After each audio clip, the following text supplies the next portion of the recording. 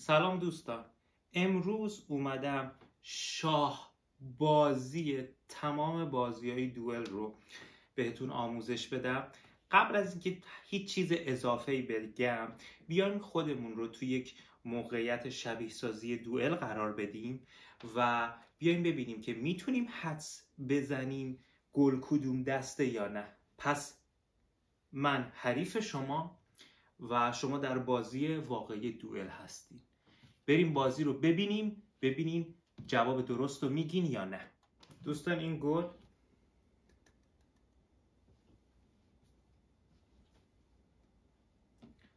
کدومه؟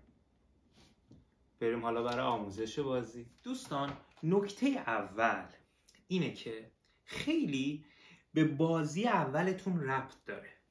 اگه شما تو بازی اول خیلی سریع برین و بعد تو بازی دوم یواش برین، بیننده شک میکنه چرا یواش رفت؟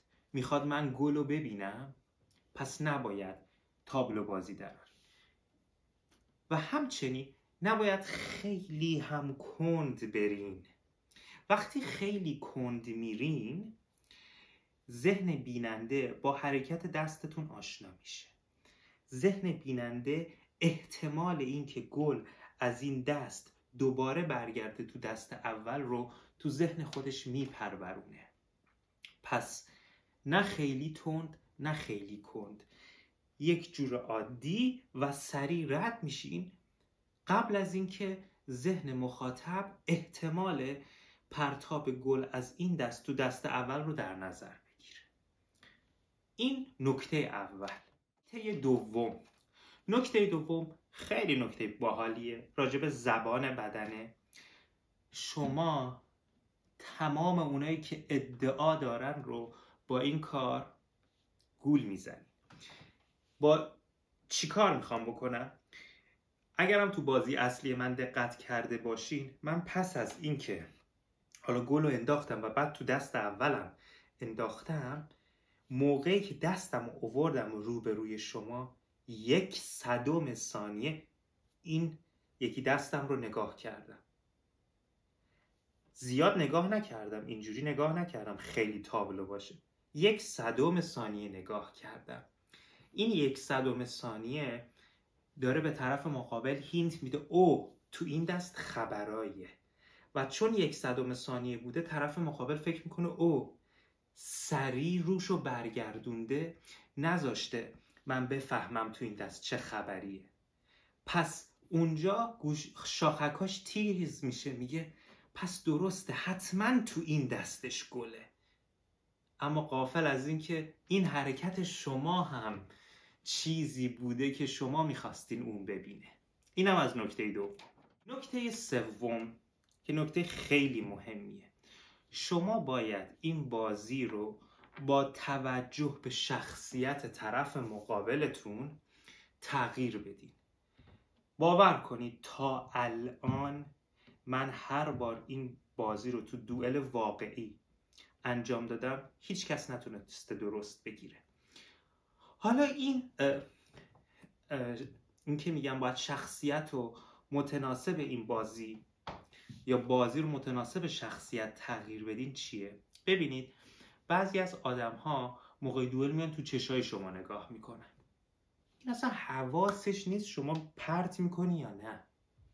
اعتقاد داره که با دستات مهم نیست چیکار کنی، فقط چشاتو نگاه میکنه. خب برای این افراد شما باید به صورت واضح‌تری بندازی توی این دست. خب این از این. بعضی از آدما هستن تازه وارد گل یا پوچ شدن و گل رو به راحتی نمیبینن. بنابراین شما اگه سریع رد کنی نمیفهمه، اصلا میگه تو همین مونده. پس اگه شخصیت طرف مقابلتون آماتوره باید واضح‌تر بندازین تو این دست. اگه شخصیت طرف مقابلتون کارکشته است، تیزه، باید خیلی سریع بندازین که فقط یه رده ببینه که قانع بشه که سوتی شما رو دیده. و خب این کاری نداره، فقط کافیه که شما یک بک‌گراند از طرف مقابلتون داشته باشین، سریع بازی رو میتونین متناسب با شخصیت اون طرف به صورت بهینه انجام. آخری که میخوام بگم اینه که خیلی عالیه شما بتونین بازی رو در حین، یعنی این خالی بازی رو در حین بازی واقعی انجام بدین بدون اینکه گل دیده بشه. یه بار اینجوری کنین، بعد اینجوری کنین. من الان واقعا گل رو رد کردم، اما سعیم بر این بود که شما گل رو هوا نبینین. مخاطب توانایی شما رو میبینه و مطمئن میشه که توانایی رد کردن رو دارین. بعد این باعث میشه که وقتی شما یه کوچولو به جای که دستتون اینجوری بگیرین که معلوم نباشه، اینجوری یه کوچولو بگیرین گل میفته رو هوا معلوم بشه، طرف با خودش میگه که ای بابا دوباره خواستی رد کنی ولی این دفعه من دیدم که سوتی تو گرفتم. این تمام این چیزها کمک میکنه شما این بازی رو ببرید. و حالا برم سراغ نکته آخر. نکته آخر این که شما میتونین رکب در رکب بزنین. یعنی چی؟ یعنی مرحله یک که اینه، مرحله دو از قصد میندازین، دوباره میندازین تو دست اولتون.